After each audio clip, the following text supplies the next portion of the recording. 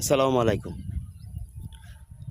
রোদে ঝলমলে দিন আমাদের প্রাণ জাগিয়ে তোলে, তবে অতিরিক্ত রোদ শরীরের জন্য হতে পারে বিপজ্জনক।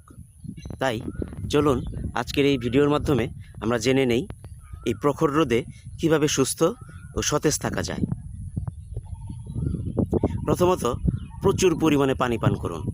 আপনার শরীর যাতে হাইড্রেটেড থেকে সেদিক আমাদের বিশেষ খেয়াল রাখুন। প্রতিদিন অন্তত 2.5 থেকে 3 লিটার পানি পান করুন। দ্বিতীয়ত, আপনার হালকা ঢিলেঢালা ও সুতির পোশাক পরুন, এতে গরমের তীব্রতা কম অনুভূত হবে। রোদে বের হলে ছাতা ব্যবহার করুন, অথবা মাথায় হালকা ক্যাপ ও চোখে সানগ্লাস পরে নিন। রোদ সরাসরি চোখ ও শরীর পড়লে শরীর দ্রুত দুর্বল হয়ে যেতে পারে। ত্বককে সুরক্ষিত রাখতে সানস্ক্রিন ব্যবহার করুন।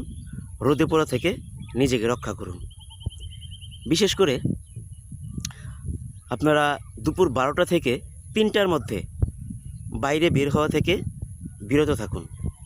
গরমের তীব্রতা এই সময় সবচেয়ে বেশি হয়।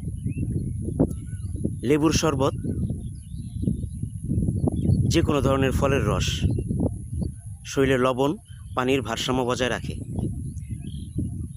তরমুজ, খেজুর বা শসা এই ধরনের খাবার আপনার শরীরের জন্য অনেক উপকারী।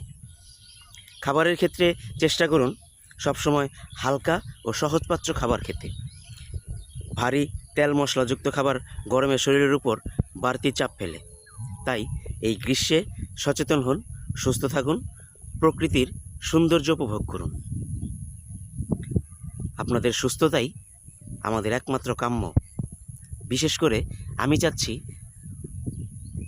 বাংলাদেশের প্রত্যেকটা মানুষ এই গরমে সুস্থ থাকুক, তারা ভালোভাবে জানুক গরমে কি করলে সুস্থ থাকা যায়। আল্লাহ পাক সবাইকে এই গরমের তীব্রতা থেকে, কষ্ট থেকে রেহাই দিক। সবাই সুস্থ থাকুন, ভালো থাকুন, বেশি বেশি পানি পান করুন। আল্লাহ হাফেজ।